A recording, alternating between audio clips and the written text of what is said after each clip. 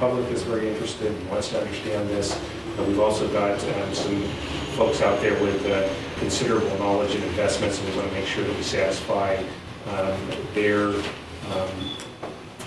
need for data and evaluating how we're doing as well. So we'll craft our story around the data, and we would anticipate again having all of the data in the next week, and then working on the actual report itself.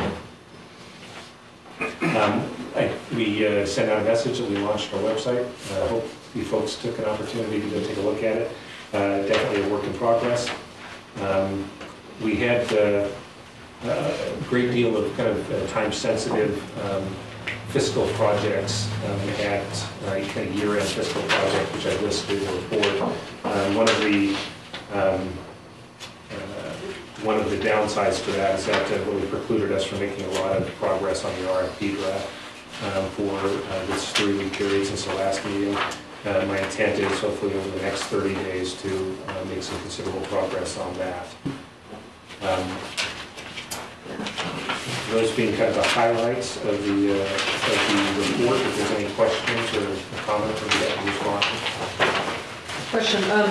So Jim, on the RFP, I would like to, as one of the committee members, get more information. And when do you foresee that the committee will reconvene, and how are we going to target all of this so we could release this for sure by April?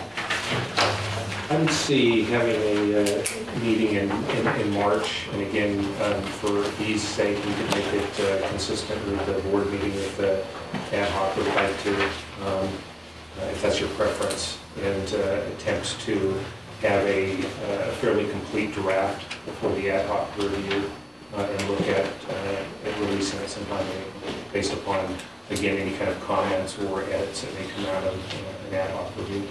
Are you still securing additional samples, or where are we in the process right now? At this point, we're at the same point in the process. I think we secured samples of RFPs.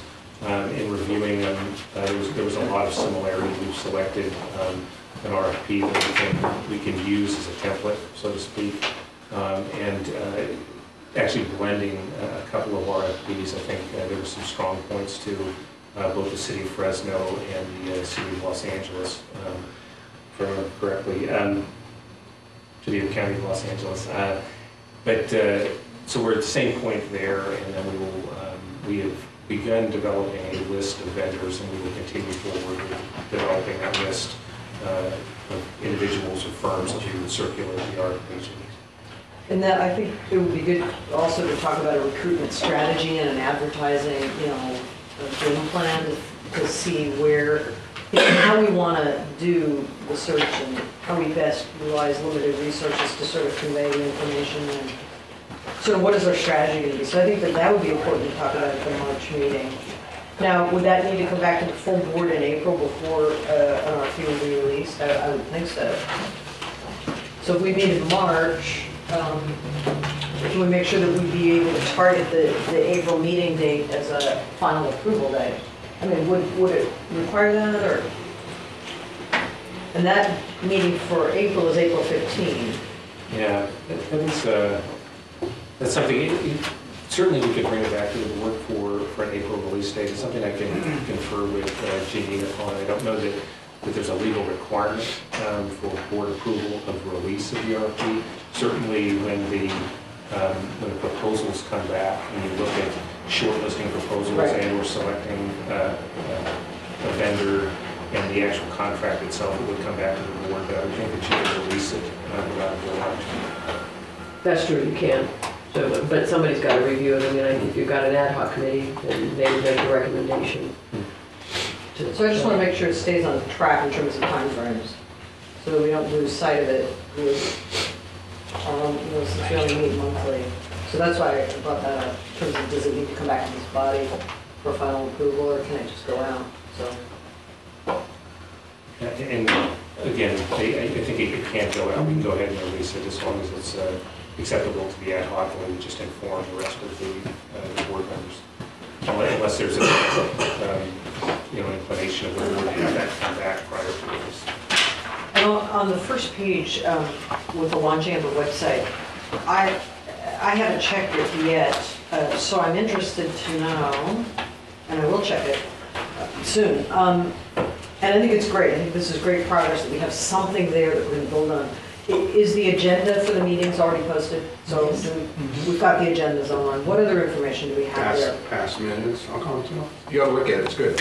Yeah, Minutes, actual Report. Great. yeah, we have the, very important, we have the retiree handbook on there so that Good. retirees can do their own That's research. great. And the actuarial report. But I think that's great progress. So I really appreciate that, and I think it's been a long time coming, and I think members will become more familiar with it. I think it'll be important to county employees too, to stay in touch with an important benefit that they have. So I think it's great that it's there, and I'm sure it will be enhanced over time. I don't think the CEO has got a everybody. I'm gonna follow up. Now, will you be using the website for communicating COLA information, if any, to retirees? Probably, I would anticipate that we would use, whatever vehicles are available.